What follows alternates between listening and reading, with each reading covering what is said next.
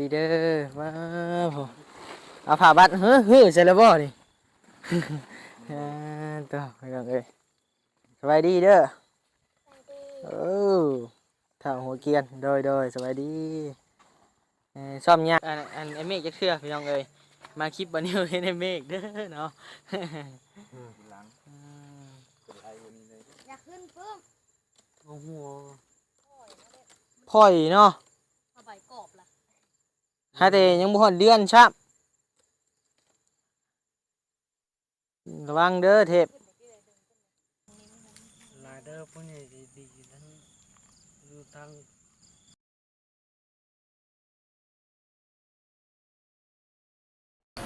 โอ้ยพี่น้องเลยเรียบร้อยพี่น้องเนาะรถบานิวมาเฮือนน้องเทพพี่น้องเลย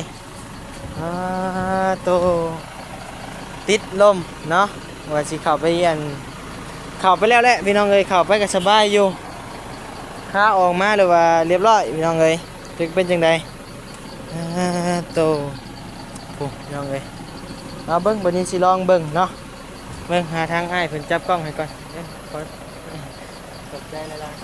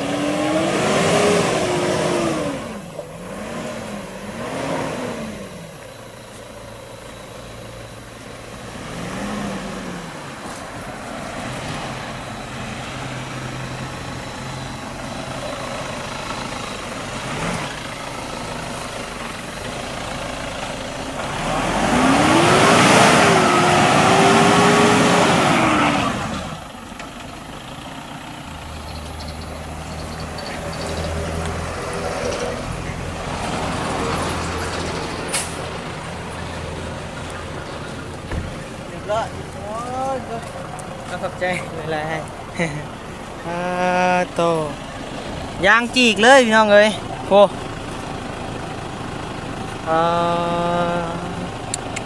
มันบื้นพี่น้องเอ้ย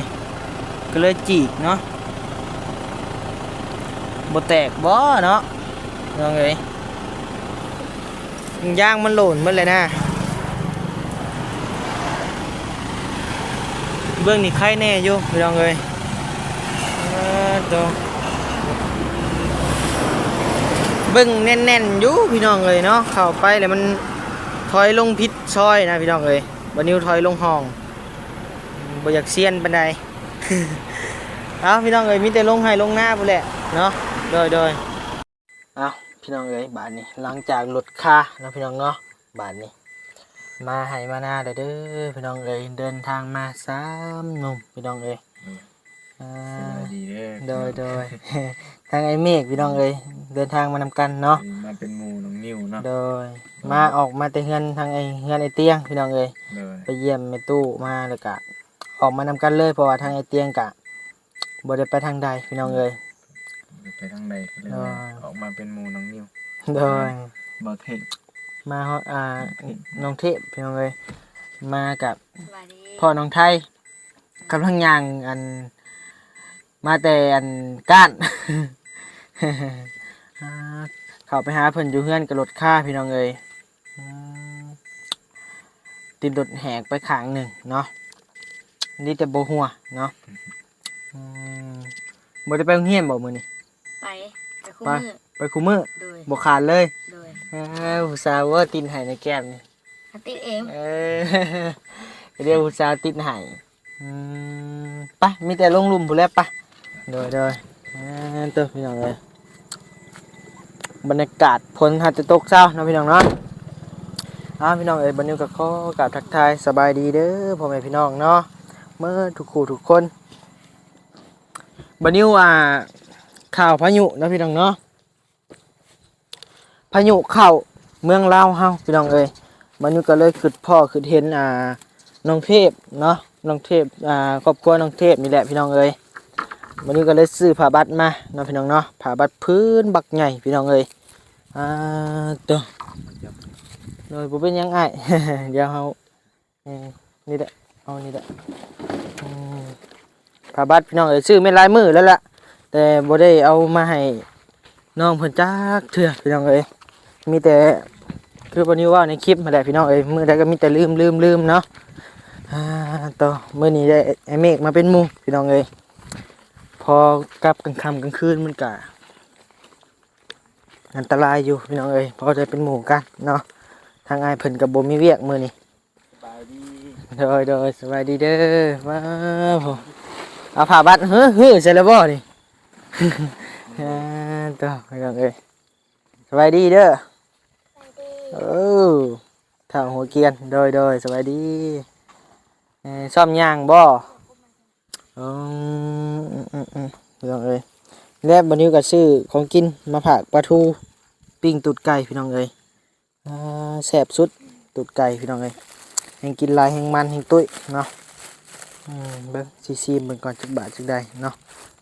ยาแหละถอดยากแหละ หิวเข่าวคือกันได้บัดนี้ก็ได้พี่น้องเอ้ยซื้อมาฝากเพื่อนเนาะหมดไปอยู่50,000พี่น้องเอ้ยนิดเดียวโตชอบย่างแล้วจังหอบแหละหอบหนึ่ง ห้องที่สอง หอบที่สองใส่ต้องย่างมึงดูหอดขันได้ละตีนคือคนแค่นั้นล่ะ เมื่อยวันนี้เข้าบ่มีนักกิน อะไรเกาะ เข้าบ่มีนักกินบ่มีนักกิน มีข้าวบ่มีเนื้อกินมื้อนี่พอดีละนี่เขาซื้อมาให้เลยนี่พี่น้องเอ้ยกับผ้าบัตรเนาะมื้อนี้สิมาแอมอ้อมให้เพิ่นนั่นแหละพี่น้องเอ้ยเนาะ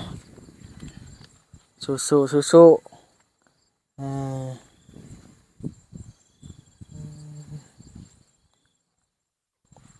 บ่เจ็บบ่ปวดแล้วแม่นบ่พอน้องเทพ ปวดเพิ่มทั้งเธอปวดทั้งเธอก็ปวดเนาะ ปวดโยปวดเนี่ยใช้นากโม เอว แอลขาดแต่เอวเนี่ยเนาะ มันเข่งเนาะเอาย่างเบิ่งพอดีหมอเจาะพี่น้องเอ้ยแล้วว่ามีข้าวแต่บ่มีของกินมื้อนี้เนาะพอดีบ่นิวมาหมอเจาะเลยวันนี้ก็กินฮอดขึ้นถึงอยู่นะพี่น้องเนาะเพราะว่าฝนก็ตกมืดมื้อมืดคืนพี่น้องเอ้ยก็เลยกินฮอดขึ้นถึงเพิ่นก็เอาผ้าบัตรมาปกให้เพิ่นก่อนนะพี่น้องเนาะจ้า เทปเป็นเฮ็ดก้นเดียวใส่ไม่ค่ำ เฮ็ดเองบ่นี่ เทป เทพเฮ็ดคนเดียวน้องเทพเพิ่นเฮ็ดต่อมาใหม่พี่น้องเอ้ยเนาะเพิ่นต่อมาใหม่ให้พ่อเพิ่น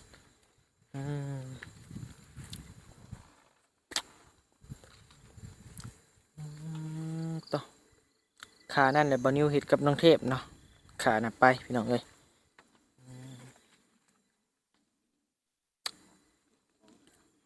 แม่นเฮ็ดสองข้างเลยคักหน่อยเมฆแม่นอันนี้มันแม่นโอ้ยส่งขาสั่นแล้วพี่น้องเอ้ยตะกี้เดิมอันเดิมๆมันนี่เป็นส่งขายาวนี่ ตัดเป็นขาสั้นนี่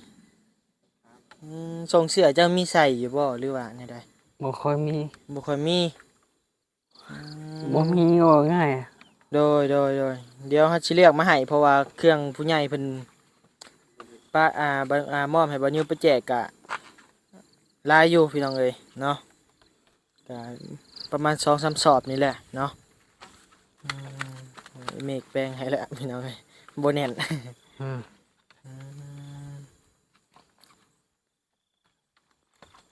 มื้อนี้บ่นิวให้ไอ้เมฆออกกล้องเด้อพี่น้องเด้อเนาะ หลายคลิปบ่เห็นไอ้เมฆออกกล้อง ว่าสิอยู่หลังกล่องน้องอยู่ บ่ให้จับเนาะ อ้ายกันมาเป็นหมู่พี่น้องเอ้ยเนาะเอาย่างแล่นแล้วนะ เป็นน้ำอะไรกินของกินนะมันน่ะตามมัน โอ้เราขาดสารอาหาร อืม มันอยากเมื่อยบ่ จังเมื่อย ตัว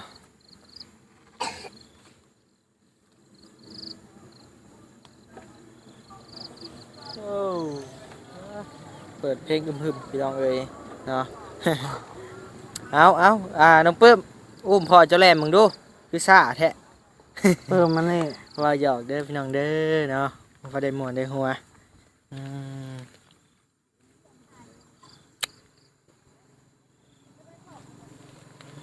มากับส่วงแรงๆพี่น้องเอ้ยมืดครึ้มมามืดบ่มีแดดมีหยังเลยนะมื้อนี้เนาะ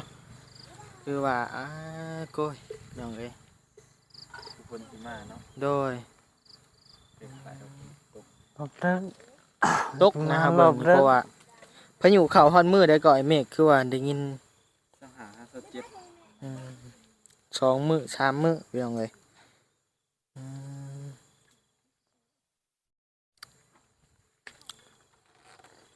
มื้อนี้น้องเทพบ่อยู่เนาะมื้อนี้เนาะบัดนี้เห็นซ่อนเป็นตู้ใกล้มื้อเฮือนผู้พี่น้องเอ้ยเมื่อกี้นี่เนาะอืมส่งเป็นตู้บ่ นอนบ้านบ่ มื่น น้องเทพนอนบ้าน มื่นเขามานอนนา อืม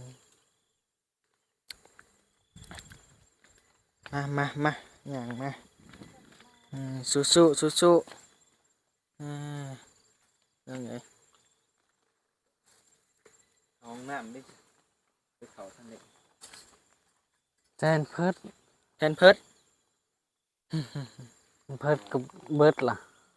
อืม ต่อห้าวกับปลาบ่นะ ต่อเอากับปลาต่อทางอันเขาห้องน้ำโดยเฉพาะเลยวะ แม่น ต่อห้าวกับปลามาแล้วเรา อืม มันไปมันเบิกทันนะหรืองานบานกรรมนะ ซ่า โอ้โห อืม เบิ่งเขาเบิ่งไม้น้ำคอจะนะปึ๊บ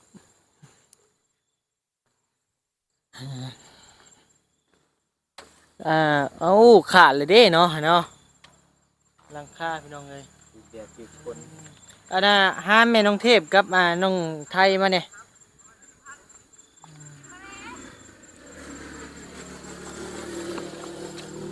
นี่ได้นี่ย่องแล้วนี่คุมเราได้นี่ คุมแปลงได้ แม่นแล้วแต่มันหัวบอลได้ซะ ทั้งนี้และหัวเปียกไง แล้วแต่จะเอาเบื้องนี่แหละเฮาคิดว่าเบื้องพุ่นสิเปียกของกินนะแม่น้องเทพ จะได้ละลาย โดย มันหัวตะกี้เก่าอยู่ นั่นนั่นดูยังเท่าเปีย เอา ก ไปแล้ว โดยเฮาว่าเอาเบื้องเข่าสิเปียกผู้แรกก่อน เบื้องเฮาสินอนผู้แรก เพราะว่าข้างนั้นมันดีอยู่นะ ได้อยู่บ่ ได้อยู่ฝั่งนั้น เอาพังได้ก็แล้วแต่ อืม เบื้องใดมันหัวแห้งกับเบื้องนั้นเนาะ เอาฝั่ง ยังไง นี้ก็ได้ ผ้านี่ เลย ถามเก่าเยอะ เออ ไปที่ ตบมือนี่ไอ้เมฆลุยพี่น้องเอ้ย อืม ไปเลยหมดจับไปเลย เดี๋ยวพึ่งก็ได้บุไปก่อนบุก่อนจะพึ่งปะน้องไทยจะปะ เสื้อ เออ เสื้อ ไปเจ้าบ้านนี้ เสื้อพรางโบะ ไป เจ้าขึ้นบ่ไปขึ้นหลังคาผม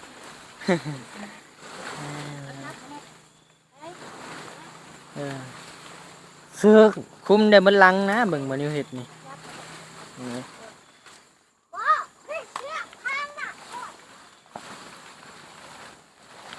ะทางน่ะที่เห็นบ้าหอยขนาดนั้น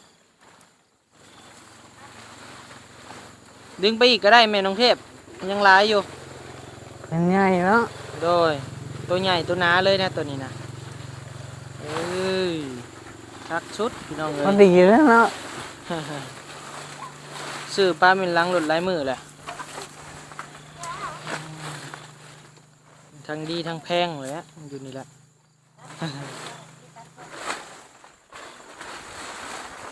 ไอเมฆลุยเด้อพี่น้องเด้อมื้อนี้ แต่ละ ดึง เทื่อ มี บ่เค ก็ ย ได้ บ่ ฟัง บ่เค นะ ยเห็นไอเทพจักอันไอเมฆจักเทื่อพี่น้องเอ้ยมาคลิปบัดนี้เห็นไอเมฆเด้อเนาะ หลัง อืม เป็นไรอยู่หลังเลย ปาดแล้วลูกปาดแล้ว เฮ็ดยังไง เขาเสือก ตัดเชือกใช่คือบ่คืนนี้กันไง ว่าสิตัดไม้อันนั้นมันยาวพวก โอ้ตัดมืดพี่น้องเอ้ยดึงไปอีกหน่อยหนึง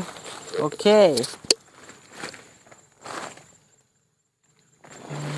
ยังไงน้องไทยขึ้นบ่ได้ดอกนอนอยู่เทิงพุ่นเนาะบ่มีไผขึ้นได้พี่น้องเอ้ย มัดที่จอมฮะ แม่นขึ้นได้นี่มัดขึ้นจอมน่ะสิอยู่เลยบัดนี้อืม ใหญ่ ใหญ่เติบอยู่4 เมตรคูณ4 เมตรเขาบอกกลัวไปยัก6 เมตรคูณ4 เมตรนี่แหละ ดึงลงไปพุ่นนะดึงลงไป โอเคอืม สายไฟตลอดเซลล์ขาดบ้องกันเลย บ่ได้ขาด ทุ่งวงเงิน ห้องแล้วมันปิดเด้มันมืด มืดนะครับ เออ ไป เจ้าขึ้นเทิงผู้ ใจเก็บขึ้นอยู่ น้ำหนักโบราณ น้ำหนักน้อยกว่าหมู่นะ กี่สบายแต่ แม่นบ่ น้องมาครับ ยอมรับเดี๋ยวนี้เด้รับไม่ได้ โอ้ส่งไม่เท่าเลยสิมาบ่มานอนพี่บ่โอ้โดยจักเพิ่นเห็นรถเฮาหรือบ่เมื่อกี้นี่นะเพราะว่าจักเห็นบ่เห็นแหละขี่สวนกันอยู่ทางใหญ่ผู้พี่น้องเอ้ย มาตอนใด จักสิมาตอนใดอีกหั้นนะ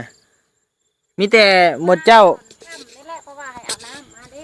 โดยบ่ซั่นกะน้องเทพมาเลยให้เพิ่นมัดเด้อบ่เฮาสิเมื่อก่อนหั่นนะย่านมันมืดมัดจองไว้ก่อนหั่นนะ ตัวครึ่งนั่นแหละ เออ มัดยันถล่ม ไปเอาเชือกมามัด เข้าไปเฮือนก็ลดค่ากินก็ได้ลดค่าทั้งเข้าเงินแม่ตู้ฮะ ผมลม แม่น กรุงเทพมาหรอ มาแล้วบ่ นั่นแหละ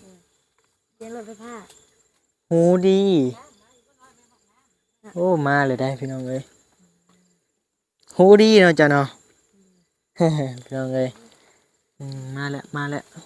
อ้าวโหบ่าวรอพี่น้องเอ้ย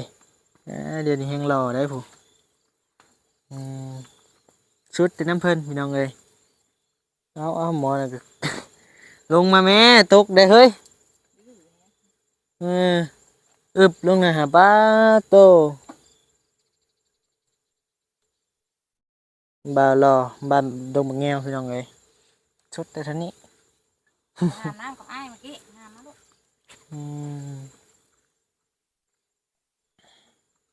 ใช้ห้ามขึ้นอยู่บ่นะต่อยังไงแบกบาเลยเอ๊บเจ็บ ตัวยังไงเอาเด้อผู้ใดอยากเอาเนาะห้ามนำกันยังได้พี่น้องเลย ต่อไปน้องเทพโซ่บังดูขึ้นเทิงผม ฮะว่าล่ะคือดอกคุณเทิงนี่แล้วไม่มันอ่อนใจมันทำนะ พุ่นขึ้นตัวบนเจ้าขึ้นตัวเก่าพุ่นน่ะ โดยมาจับอันนี้ขึ้นตะกี้เด้อนี่ดึงอันนี้ขึ้นเด้อขึ้นทางพุ่นละขึ้นทางพุ่นละ เอาฮึบขึ้นได้อยู่บ่วะ ฮึบใส่เบิ่งมันเกิดมีสอดตก โอ้ เข้าไปได้ เอาไว้กับเพื่อน มันก่อไวเนาะมันถึกแดด พอเพิ่นมันจะขาดแต่ป้อง ทำบ่ได้มันหลอดมองนี้เลย อยากขึ้นเพิ่ม เอาหัว พ่อยเนาะ เข้าไปกรอบล่ะ หาแต่ยังบ่ฮอดเดือนชับระวังเด้อเทพเอาพี่น้องเอ้ยเนาะคลินิกก็เกิดปัญหาเล็กน้อยพี่น้องเอ้ยกล้องตัดไปเนาะบ่นิวก็ได้โอ้ยเนาะแบตโทรศัพท์หมดพี่น้องเอ้ยยังเหลือ 7% เนาะโตเอาพอน้องเทพผากพอน้องเทพขอบมกขอบใจผู้รักผู้ใหญ่ใจดีที่โอนเงินโอนคำมาซอยเนาะอันเงินผ่านี่ก็เป็นเงินของแม่ใหญ่ใจดีทางฝรั่งเศสคือเก่าแม่หักบ่นิวคือเก่าเนาะเอานบมือขึ้นอวยพรเลยแบตก็สิหมดละ ครับขอขอบใจหลายเด้อผู้ใหญ่ดีๆทั้งอยู่ทางลังเศสเนาะ โดย แล้วก็ผู้รักผู้ใหญ่ใจดีทั้งหลายขอให้เพิ่นอยู่ดีมีแห้งที่จะได้กับใครอย่ามีอันใดก็ได้เงินหมื่นเงินล้าน โดย ขอเป็นดีมีให้ก็จิตใจแรงใครจะมี โดย ขอเจริญรุ่งเรืองสาธุ สา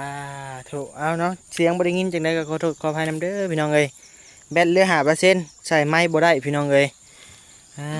เอาเนาะคลิปนี้ก็มีเพียงส่ำนี้เด้อพี่น้องเด้อเนาะเดี๋ยวบ่นิวหาโทรศัพท์มา